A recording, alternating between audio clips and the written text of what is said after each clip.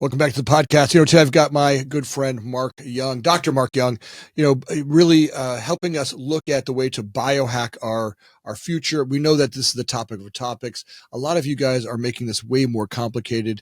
Dr. Young's really show us how to do this in a way that every single one of you can take easy steps to start to really biohack. And these are things that have been around for centuries, but a lot of us have forgotten. So welcome to the show, Mark.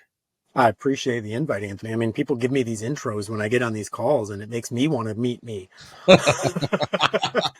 come on, this guy sounds kind of cool. When do I get to meet him? Yeah, Mark. Dr. You're an amazing guy, and stuff that you're doing it's simple, right? I think that this people always complicate. I want to get you on the show. Can we talk about just how simple it is to really start to work on your biohacking? Yeah. And again, natural health and wellness, biohacking, longevity, whatever the hell we're calling it nowadays, because everybody's got their favorite buzzwords. The reality is I laughingly say that I stand at a strange intersection with my career because as an entrepreneur and business owner, I own a marketing agency as well as a few other businesses. And I get to spend a lot of time with young entrepreneurs, especially. And again, I see this balance that needs to exist. That's a word that I use in my own life quite a bit. That is, we have a tendency, especially as entrepreneurs, that we are, if I may say, balls to the wall on everything, right? Like we're just all in, and it creates these huge imbalances in our lives because like I get off on a tangent and I will be 24 hours a day focused on it, dreaming about it, you name it. But it's finding that balance. And it's like, I'm an entrepreneur, I'm a capitalist, I'm a guy who wants to go take over the world by day, but then finding that balance to making sure that it's all worth it, right? Like, where do we balance this intersection of our ambitions, but also with our health and with our relationships and with our spirituality? Like, when does all of that come into balance? And that's the intersection I stand at. Because as a business owner, I work with entrepreneurs all day long, and I'd say about 80% of them are in the health and longevity space. So I hear all the first crazy science before it ever hits the market in a lot of cases, and it's pretty fun to unpack. But then we get to storytell, and that's the fun part for me. Well, when we look at biohacking, which I love the word, right? It's really just how do we live better, right? How do we keep our bodies healthier? The word biohack is just more fun. It feels like I'm doing something no one else knows, right? Like the secret stuff. And the truth is, most of this stuff has been around for centuries. Just the world got busy, and we went to pills and drugs and doctors, and we forgot to really listen to the body and do the things that work with our circadian rhythm, the things that we eat. These are things that have been around for centuries that, medicine has maybe tried to bump out of the way. Like, oh, if you take this pill, you'll be better. And it doesn't have to be that way, right? Let's kind of walk through, because I think what's really great about your technique and the way you look at it is you're always looking for just the stuff that everybody can do. Yeah, well, and I'll say this, that I used this metaphor the other day with somebody, and I'm like, oh, that's good. I need to use that more often. That is, when you use the word biohacking, obviously for people who are not familiar with the term, we're literally talking about like computer hacking biology, right? Like what are the cheat codes that I can put in one line of code that extrapolates into this amazing outcome? And I used this analogy the other day, and I'm like, the problem is too many people are trying to biohack a damaged platform, right? It's like putting high octane fuel in a car where you haven't changed the oil in 30,000 miles.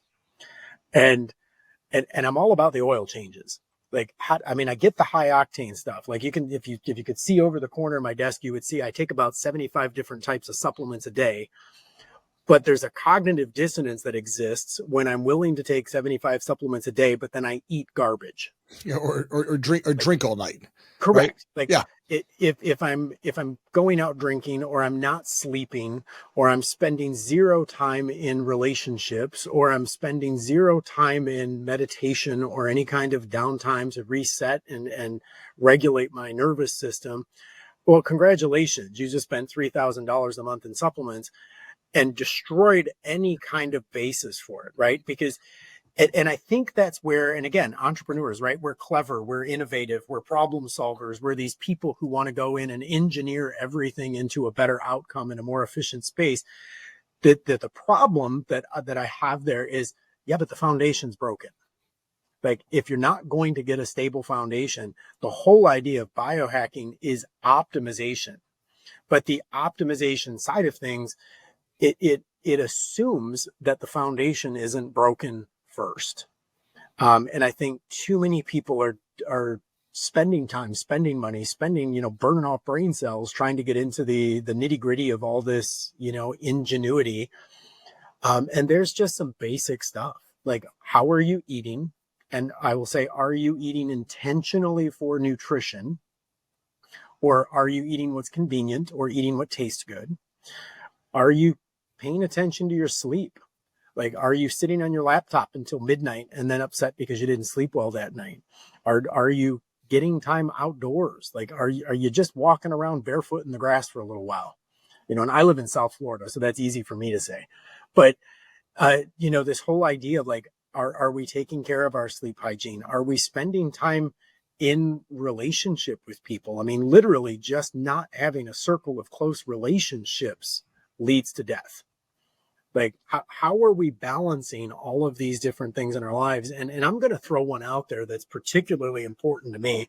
It's actually the topic of a book that I'm writing right now. I just sent the publisher the proposal, and it's called Co-Creators. And the whole idea behind co-creators is this idea that we can do and say and sleep and go to the gym and all this other kind of stuff, but the reality is that we are creating our own realities with just the very words we speak, that That's the right. belief systems we hold, the things we say. We are actually creating physiological changes in our bodies simply with the words that are coming out of our mouths.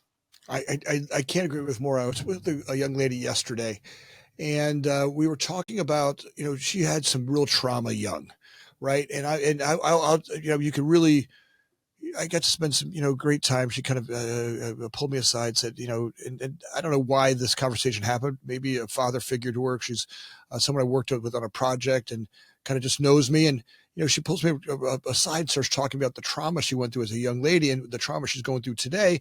And you can really see where the trauma started, right? You can go back to kind of point of incident and the experiences she went through, and then what she did to survive that trauma, right? And then the language she created around that she carries with her today, right? Yes. Today, the protection she is, even the clothes she wears, the way that her action is, and the stuff that's happening in her life today, the protective mode, this is all something that happened at 5 years old.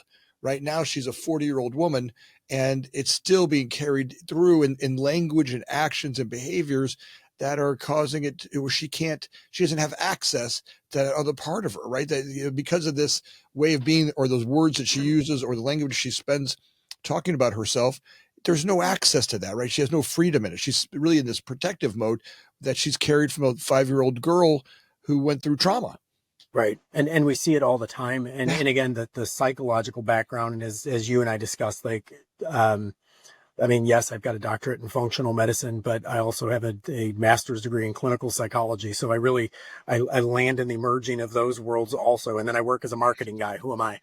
But the, but I agree with you that psychologically we have this trauma, and the trauma embeds, and it does express in behaviors, things like the way that somebody dresses, or the way that they behave in public, the way they relate to, particularly for women, the way they relate to men in I'll say stranger type situations, right? Like a woman who meets a new man, like she has reactions, and all of that stuff does play out. But I want to take it even a step, because if you're not a person listening to this who's experienced that type of extreme trauma, it sounds like we're sitting from a very third person response, looking at other people's damage. But I want to say goofy things here, because I'm a person who unpacks things to the cosine of theta, right? Like, I want to go way in. And when I'm thinking about the words I'm saying, I'll give you an example. Modern colloquialism, we have this conversation. You say something that's very funny, and I respond, I'm like, oh my gosh, I'm dying. Yeah, right, Like, right. I refuse to say those words anymore in response. I will not accept when people say, I'm dying to see you. It's very colloquialism for us to use things like, I'm dead.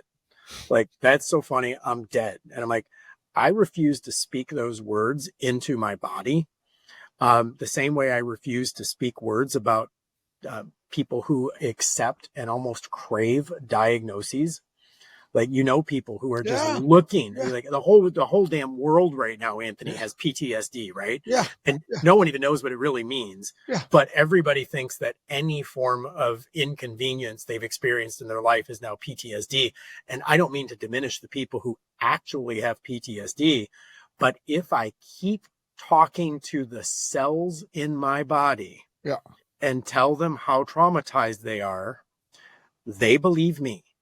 That's And right. they behave like traumatized cells because I am programming them that way. If I tell my cells that they are going to behave in healthy, amazing ways because we are young and we are fit and we are functioning in a world of abundance, and that health is something that is expected of them, my cells behave differently. It's like having an army at my beck and call.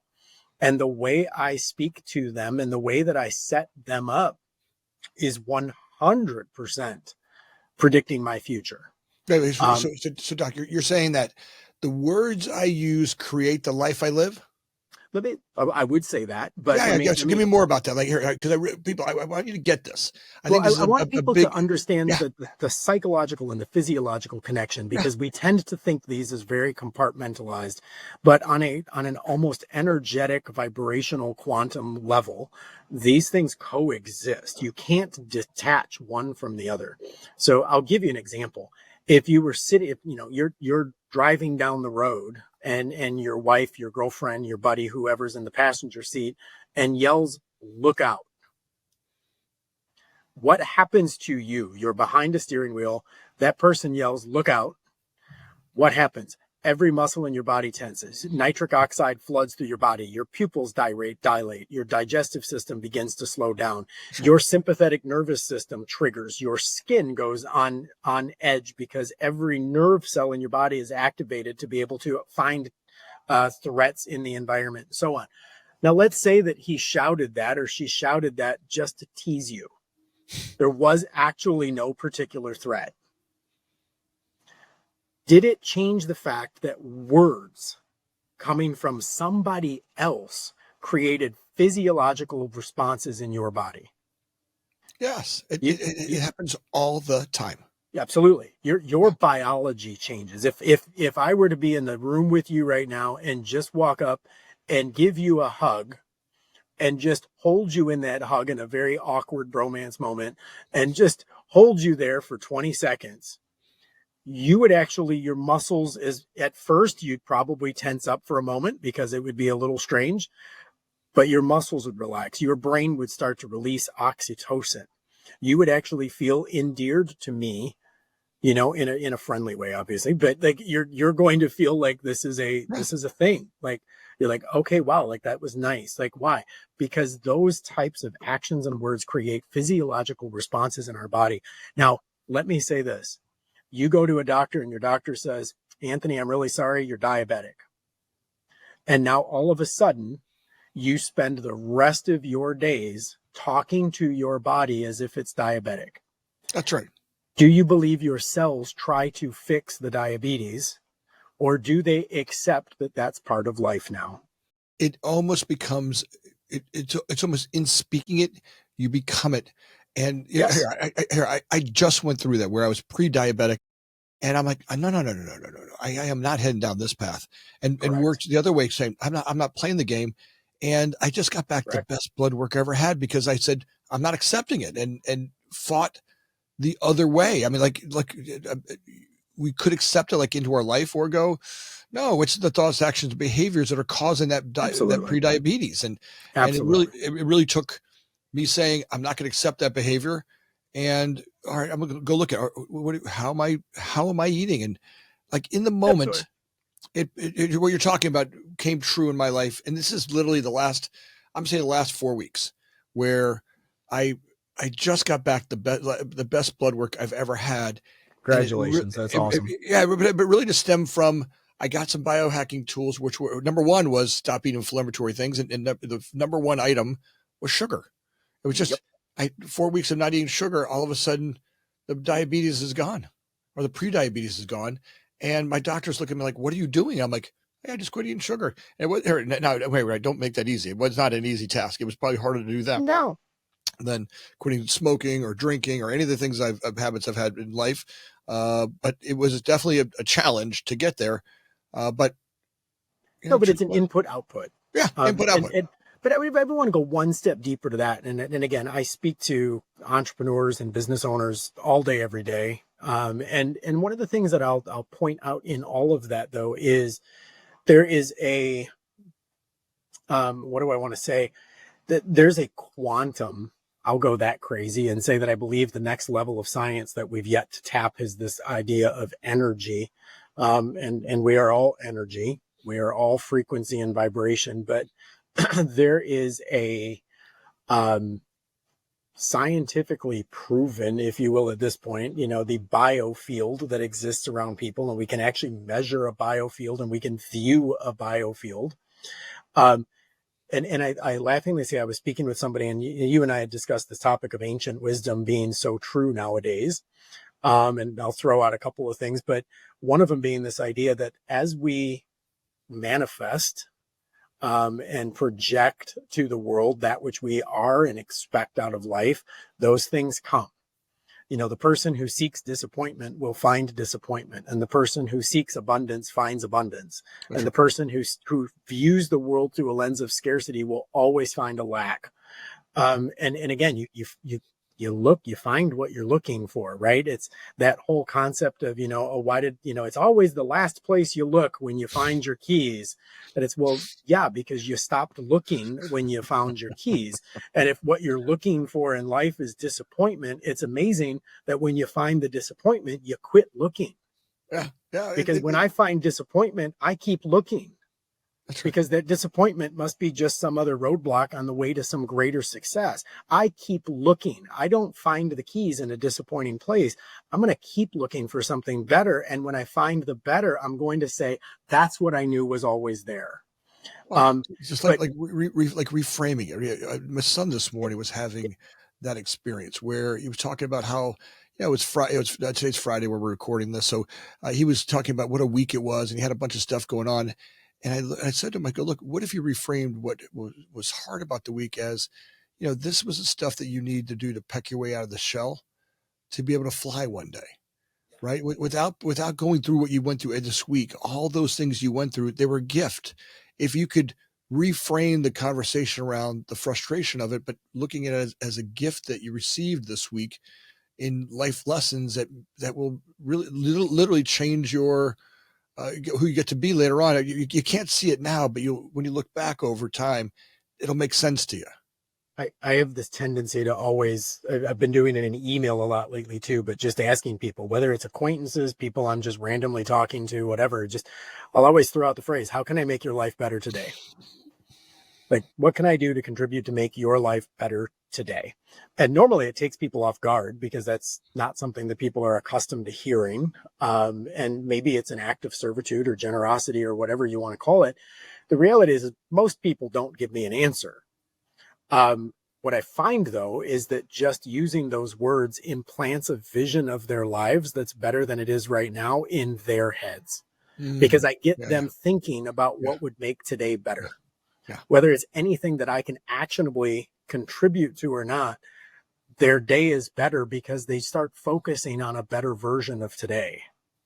I really find that is an anchor point for people. Like, what can I do to contribute to making your life better? And it's surprising. I actually texted that to a friend of mine the other day, and just out of the blue. And I mean, without getting into details, it's funny to me because he's like famous actor guy. And I text him like, bro, like he's dealing with some health issues. And I'm like, what can I do to make your life better today? And it, delay. And about an hour later, he replies and he's like, you just did. Like, you just did. Like, nothing you had to do. The fact that you just cared enough to ask the question was enough to shift my consciousness today. And it gets me back to, I laughingly say that this, we hear the golden rule, right? Do it, do unto others as you would have them do unto you. And I laugh. I'm like, well, to me, that just sounds like reciprocity in the universe. Like, that which I emit is that which I attract. Like, if I want goodness, I emit goodness, and goodness comes back. Like, do unto others. I'm like, that wasn't a spiritual lesson. That was a science lesson. like, that was a science lesson right there. We had it Yeah, all right. wrong. Well, it becomes that thing where you start to look at and go, all right, there's a goodness to it that we lose in this crazy development of a world, right? We're going so fast that we forget some of the stuff that really works, which is simple, right? We Yeah. speak into existence what the reality is, right? The one that's inside of me that's frustrated.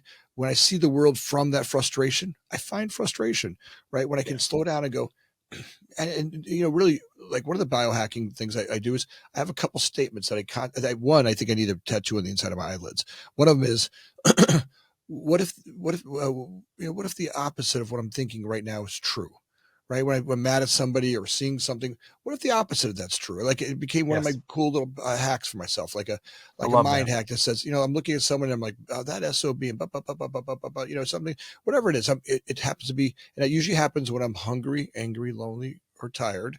Right. When I'm around those characteristics of my being, I see the world a little bit more frustrated. And then I have these little hacks that I say to myself, especially if I see more than 3 jerks in a day, right? If I see more than 3 jerks in a day, I start to realize maybe I'm the 4th jerk, right? Maybe that there's something going on with this being over here that I need to stop, take a look at, and then restart to frame the day a little bit, right? When I start to reframe and go, okay, you enter the day, you're rushed, you didn't do your spiritual practice in the morning. For me, I've got to get into state of mind to be my most productive self, right? I've got to I get was into that energy state. And for me, it's a tune up, right? It starts off with, a good workout in the morning, right? Some good spiritual practices after that. And then I get myself in state for human interaction, right? Because without that, I'm an untreated human, and sometimes my prehistoric me pops out, and it's selfish, and it's not very giving, and it's not very generous, and I find myself when I tune into the spiritual part of me, it's a better spot to be in, and I get way more productive than I do when I go from that subterranean, that sub person, that animal me that's just like, so I've, something that came up the other day, and I laughed. In fact, yesterday, in fact, I was talking to, I sent a message over to my chief of staff, and we're doing a lot of stuff with AI right now and adapting to some new tools and so on and so forth. And I sent her a message and I said, what's really funny is that the more I'm dealing with AI stuff and then I watch the outputs that I get, it really makes me more cognizant of my communication. Like, because when I'm dealing with a computer all day long that is incredibly obedient, it does exactly what I tell it. And it even tries to use reasoning to figure out what it is that I'm asking for. And I'm like, but when I get a result that isn't what I expected, as you said, it forces me to stop and go, what if what I said was wrong? Maybe your output was normal, but my input was flawed. And it really makes me stop. And I'm like, it makes me think of the way I even communicate with my staff. Maybe I'm not being clear. Maybe you didn't mean to do that project wrong. You really just didn't understand it. Maybe you didn't know what was going on. Maybe I'm angry about something that's my fault. Like, had I have been clearer, we wouldn't be in this conversation right now. And I'm like, it does take you back to, like, reframe that, right? Like, reframe that in such a way that we can genuinely figure out, and even if I'm right, maybe I don't need to be as right as I want to be all the time because it steals my energy. oh, yeah, and it's not really productive, right? It's like being right, and then you win the battle, but you lost the war, right? The relationship with the people that you're with. So I think that's funny when we start to really look at, go, all right. So the mind has this game it plays, right? So the mind has this trick to see the world, and that manifests in some cellular activity inside the body, right? When I see the world from a bad place, or I call into my life, these things we were just talking about. Hey, you're killing me. I'm sick and tired of that, right? The language we use literally calls ourselves into action, right? And Yes. there's a lot of groups that really, I've seen this, the language manifestation through most of great science out there. It's a easy place to start. Just look at the language I use to frame the world that I'm in. That's a pretty good spot to start, and that's an easy one to do. I don't have to go spend thousands of dollars to reframe words I use. True. Right now, we get that start going. Now we talked about the Eastern medicine and the stuff that says, all right, what's the basic stuff that we can work on that are getting creating the healthy lifestyle, right? So one, we sort of created a mental package to work from, right? We work on the brain to really create a good spot, a good way of seeing the world from a great point of view.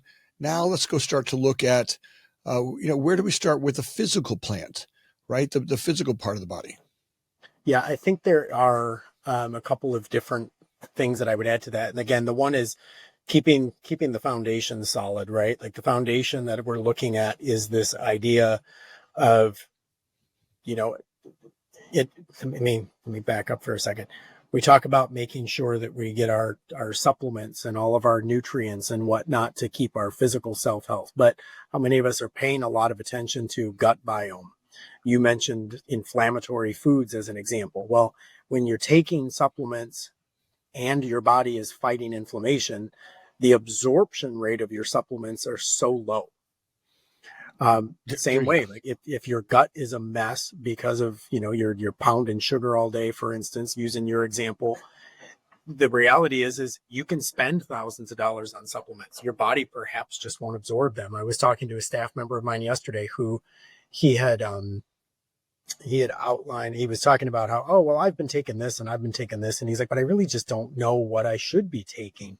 And we got into this whole conversation about, people who are taking, they're taking zinc constantly because when they're taking zinc constantly, it, helps with immunity. I'm like, well, yeah, but it also leads to copper deficiency. And he's like, what?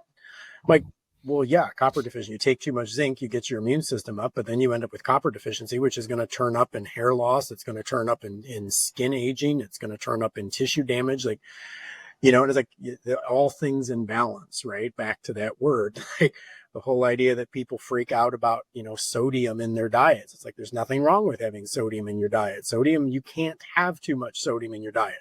The problem is that people end up with either bad sodium in their diet, like, cheap stuff that's not actual sodium.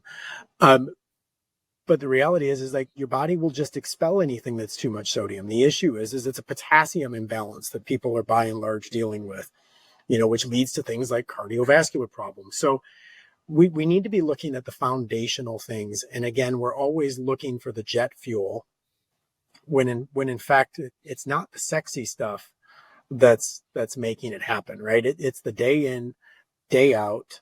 It's the getting in your daily movement. It's the going to the gym. It is the sleep hygiene.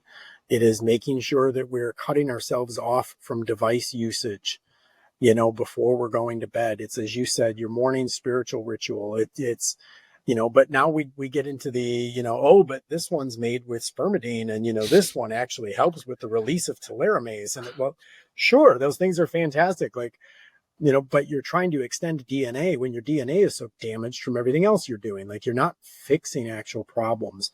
Wait. Again, Are you saying that you can't supplement your way out of bad lifestyle? it's weird, right? You'd imagine that I would never say that, but that's exactly right. Right. Come on. People are looking like you can't. yeah. What's the gym? What's the phrase we use in the gym all the time? That you can't outrun your fork. Yeah, that that's right. you can't work out enough to counteract a bad diet. Like right. There's no amount of exercise imaginable that's going to get you past a bad diet. Like, abs are made in the kitchen, right? We can throw out all those crazy catchphrases. You're not going to get there through overcoming it with better supplementation. I take a bunch of supplements, but taking my supplements when I know I'm eating badly is such a cognitive dissonance for me, because I know that whatever I'm doing here, I'm counteracting through bad diet. And you know what?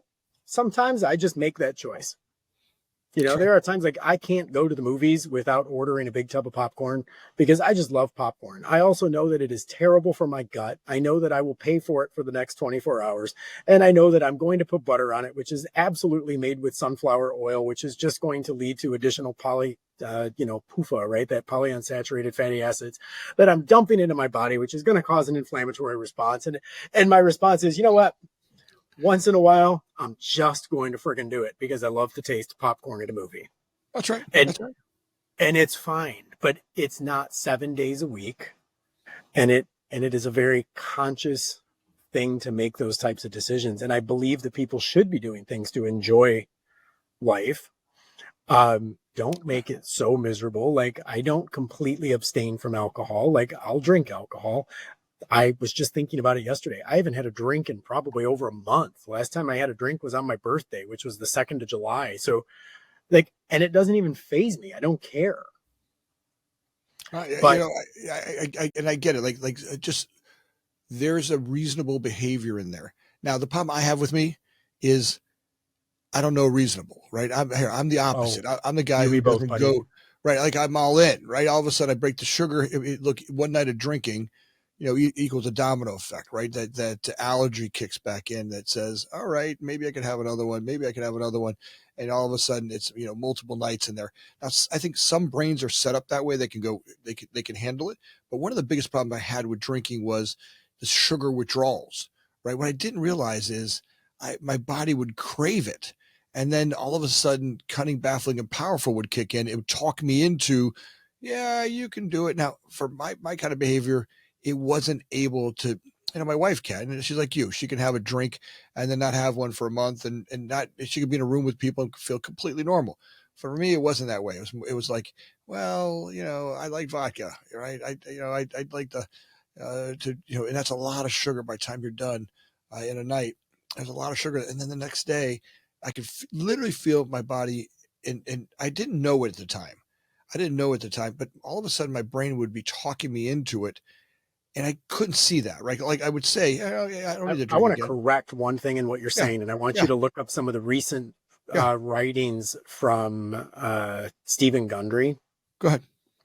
Um, Stephen Gundry has recently actually put out a lot of stuff about how alcoholism itself is actually not a brain issue, but you said my brain keeps talking me into it. And his response is no, actually it's your gut Yeah, there you go. that is talking you into it. There you go. That the bad bacteria and the imbalanced microbiome is actually talking your brain into creating those cravings, and that we can't fix alcoholism. Not to say you're an alcoholic, but we can't fix No, no, I'm alcoholism. pure on here. Look, I got it. When I drink, Well, I absolutely, and I don't drink today, but it's because I'm an alcoholic. Because when I drink, I don't stop. Right? yeah, It's a different behavior. and I get it. The what do I want to say? Like, but it is a gut problem, Hmm. and the answer is we can't fix alcoholism without fixing the gut microbiome. So this is not an abstinence thing. It's the bacteria and the the creatures in your gut, if you will. They're the ones that want the alcohol. It's not your brain. It's not a psychological I, thing. It's I, fix the gut. I don't know what the thing is that wants the alcohol. I just know once I trigger it, the next day, it's the gut or the brain or the monster inside or whatever people want to. It wants it again. When I don't drink, I don't. It's been 9 years since I had a drink. I don't ever Mm-hmm. even think about it anymore. And Right. the thought of, Because you fixed your gut. well, it just became this thing where like like all of a sudden I started enjoying life without it. And I'm like, people are like, well, I was at a dance competition in LA last week, and I was, Well, I with a hope bunch of, you won. well, I was with a whole bunch of dance people, and they were like, hey, would you want to drink? I'm like, no, I don't drink. I was like, oh yeah, I remember. Sorry, I didn't mean to embarrass you. I'm like, no, I'm more embarrassed for you guys. I mean, look, I have no, like I love hanging out without booze. Somewhere in there, it became funny to me when I look back and I was like, I just I enjoyed it when I enjoyed it, and now I kind of got to a place where I enjoy this other one, right? So, I think there's both are available to us, Yeah. right? And for some people, if it's the gut or addiction or that craving, I've just watched enough people in my circle, especially around Yeah. the 12-step groups I go to, who have just destroyed massive parts of their being, and just watch them not ever, Yeah. succeed. My And my yeah, mother was an alcoholic. She actually yeah, died of alcoholism, and it's like yeah, very aware. And it's like to me, it's to people who struggle with that, 100%. I my heart goes out to them because I know it's a very, very real struggle. I hope that from that perspective, so many of them are seeking a functional medicine response to this, though, because it actually overcoming alcoholism through sheer willpower is hell. And being able to work on that and function in that in a very um, cross-disciplinary way, where we're not just dealing with the psychological, but we're dealing with the physiological side of that as well, is so important, because we neglect our biology.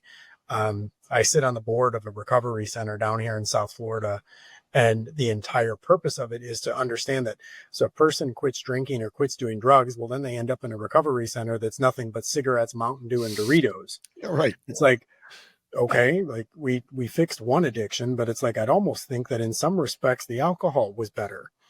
Like, Maybe, and maybe. Look, I always say, kill the thing that's going stop the thing that's going to kill you first, right? the fastest, The absolutely. things that kill you the fastest. And what I find out about people, especially in recovery, is that once they get sober, right, they want to be about. When you start to look at, and I think this goes back to that original conversation we were talking about, where we start to really look at how do we practice wellness in all our affairs, right? Yes. It becomes this way of being, and it's not just in I take supplements. Well, great, I take supplements, but now I got to look at, all right, what's the food I'm eating, right? What's the other stuff that go around the supplements? Hey, what's the way that I'm talking, right? I love where we went to it. It's a whole practicing these principles of wellness in Yes. all my affairs. And for a lot of alcoholics, they break through the alcohol because the alcohol really creates the fuck it's, hey, Yep. forget it. I'm drunk. I can go stuff 4 pizzas down my throat, my gullet, and eat. You're drunk and Yeah, eating it is creates a terrible. whole flurry of other problems. Yeah, right. It's just the domino effect, and then coming down the next day, and hangover food, and the sugar withdrawals, and all that cravings that come along with that. That's in there, but the same thing happens even for guys who don't. Who don't.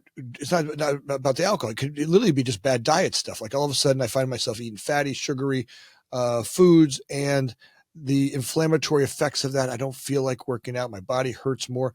One of my great buddies is talks to me all the time. He goes, "Yeah, you hurt because you eat all that sugar." And once I realized that, there was a whole shift in my physical being. Yeah, I was, I completely agree.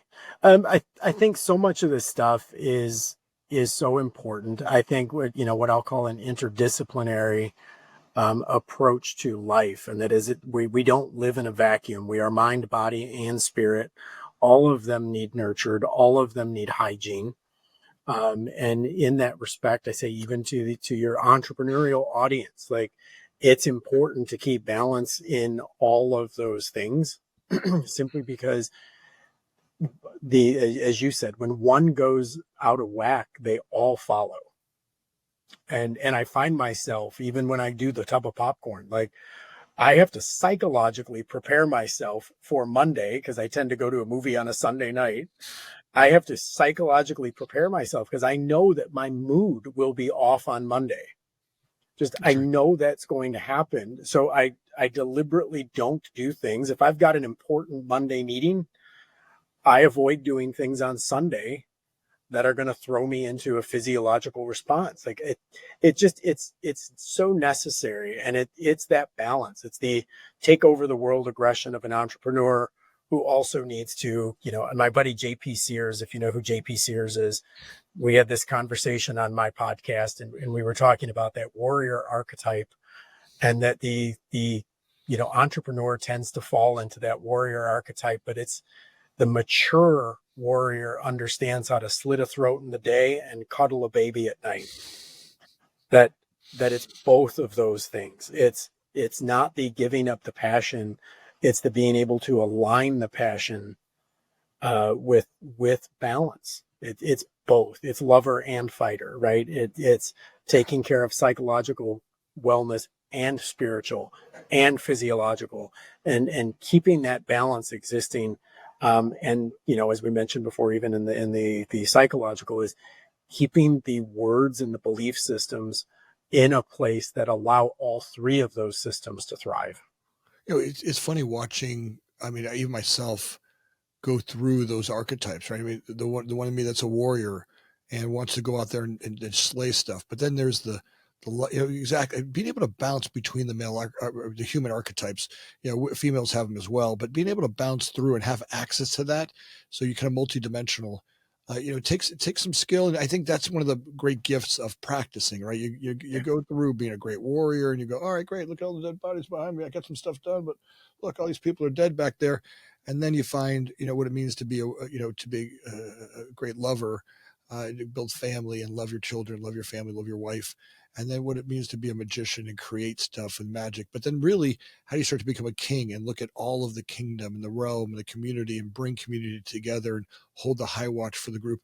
I think as we start to build on those, as we go through the hero's journey, it's kind of an interesting conversation for each of us. Yeah, I love it. Yeah. Fun conversation, you think? Well, Dr. Young, as we look at this stuff, I'd love having you on and tackling some of these questions. If folks want to get a hold of you and have you come to them and speak with their group or be on their shows, what's the best way for them to catch up with you? Easiest way is actually just visit my website at themarkyoung.com. That has links to all of the things that I'm involved in, including my books and podcast samples and all that other kind of stuff. We're always looking for guests on our podcast as well, which is Performance Driven Living. Look it up on Spotify, YouTube, whatnot. But yeah, I'd love all of that. If anybody reach out to me, I'd love to continue further conversations. And thank you so much for the invite to be on here with you today. Well, Dr. Young, it's been amazing. I'll ask you the question. How can I make your life better today? Well, let me tell you, you have, right? Just being on here and having a great conversation is what I think great podcasting is about. And I'm so grateful for having you on the show today and just look forward to having you on again. Perfect. Thank you so much, sir. I'll see you soon. Thank you. Hey, audience, last week we had another blowout week. We had 6,000 downloads. It was fun watching, the numbers, and I'm grateful for each and every one of you guys who stick around and listen and just hear and all your comments. Give me all those great comments. It's fun. But I noticed that there was a bunch of you guys that listened to the whole podcast but weren't subscribers. If you could take a second and like and subscribe now, it helps us get great guests like Dr. Young to come on. Those numbers do make a difference in the guests we're able to bring on. So if you get a second and you could do that today, I would be so grateful, or do that right now. That'd be grateful. And as always, thanks for listening.